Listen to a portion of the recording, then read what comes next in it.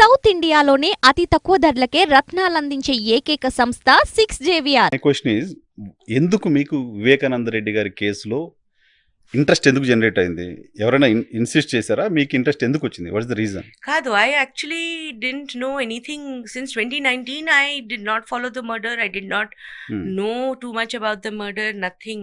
Last year, April, there are two regional languages koncham news I once in a while I follow. Adi okati Telugu, okati Gujarati.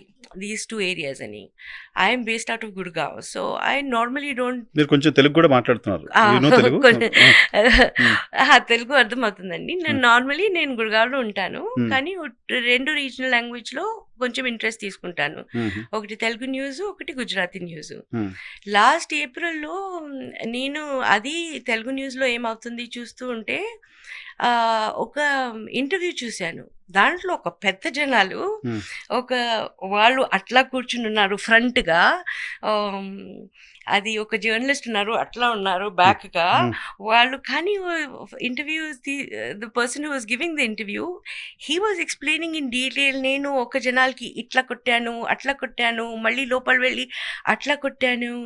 అయితే నేను in my 30 odd years I have not seen a confessed killer come on television. వచ్చేసి టెలివిజన్లో వచ్చేసి అట్లా నేను ఇది కొట్టాను, అట్లా కొట్టాను, నేను I went and got the axe, అది అంతా చెప్పేసి నేను I have not heard. It is outside the scope of my experience. ఇంకా I don't know Indian criminal లాలో ఎప్పుడు అయింది లేదా తెలీదు. ఇంకా వాళ్ళు ఏమంటారు, నేను కొట్టాను, దాని తర్వాత నాకు జస్టిస్ కావాలని. అయితే దాట్ రిపోర్టర్, తెలుగు రిపోర్టర్ కూడా అడిగారు, నువ్వే ఏంటి దస్తగిరి, నువ్వే కొట్టారా, నీకు జస్టిస్ కావాలంటే ఏంటి నీకు అని. So that's the first time I heard really figured out a big murder is there and there is this person Dastagiri ani. Then I got very interested because this has never happened before. So that's why I kind of called the papers, case papers. I spent 3 months researching it right there. దాని తర్వాత పులివెందులకి వెళ్ళాను. So కేసులో participate చేసి principal accused గా ఉన్న వ్యక్తి అతను ఎలా చంపానో చెప్తూ ఇంటర్వ్యూస్ ఇస్తూ బయట ఎలా తిరుగుతున్నారు అనేది మీకు ఈ కేసు పట్ల చూడడానికి ఇంట్రెస్ట్ జనరేట్ చేసింది. అవునండి, ఎందుకంటే జూమ్ ఇంటర్వ్యూస్ ఇస్తున్నారు, ఇంకా ఇంత సో కాన్ఫిడెంట్లీగా వాళ్ళు కూర్చుంటే హీస్ బాడీ లాంగ్వేజ్ కూడా కొంచెం ఉంటుంది, కొంచెం they will sit like this. He's standing like this, he is explaining చాలా easily.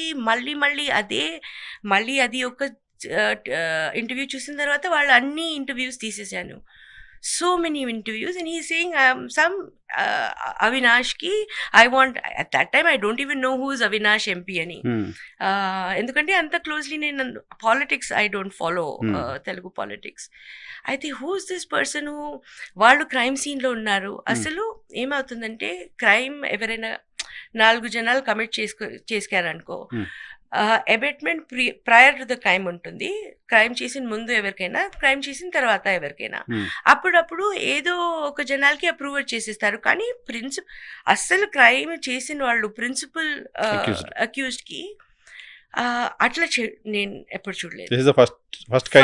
As per your knowledge, it is legally also I don't know how the court has upheld this whole thing, but this is, you can do that in financial crimes lo untundi, కానీ ఇంత violent murder లో and then I find out later that ఒక్క రోజు కూడా జైల్లో వెళ్ళలేదు.